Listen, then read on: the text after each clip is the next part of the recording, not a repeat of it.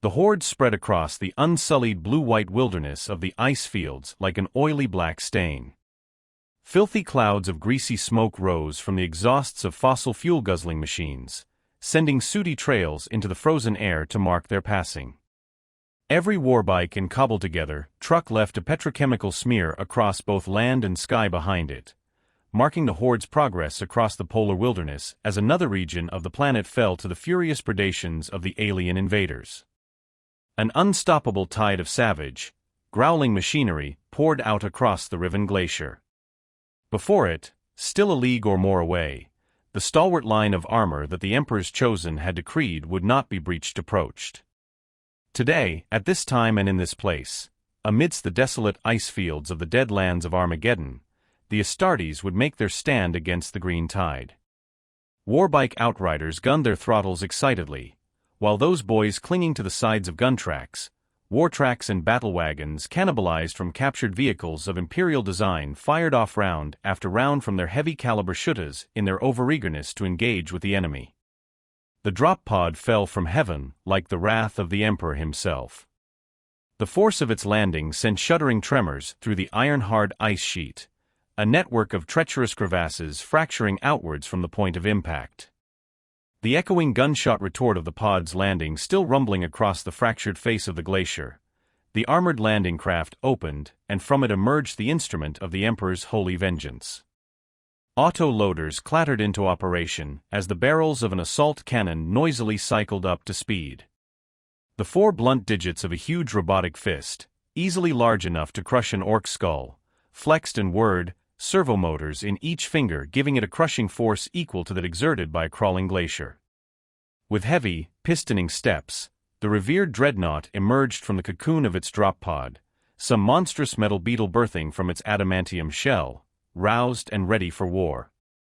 Bio-linked sensors scanned the rapidly advancing line of greenskin vehicles, the dreadnought's machine spirit merged sentience processing the constant stream of information, everything from average velocities to weapon capabilities to wind shear, and waited.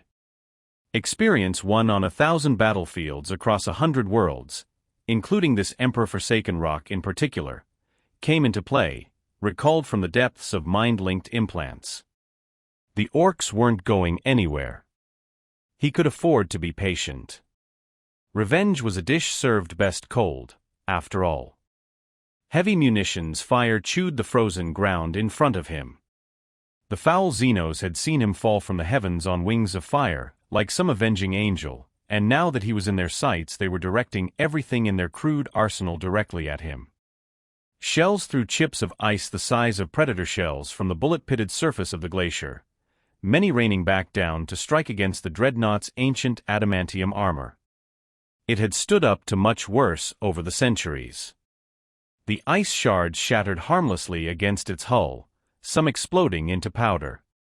As the orcs drew closer still and their haphazard targeting devices found their range at last, the greenskins let fly with rockets, high-caliber shells and even smoky flamethrowers in their eagerness to engage with the ancient. The dreadnought disappeared amidst clouds of sooty smoke and roiling flames, the glacier reverberating now to the explosions and impacts of the orcs' weapons which were, in general, noisy and heavy on the pyrotechnics, but not all that accurate or effective.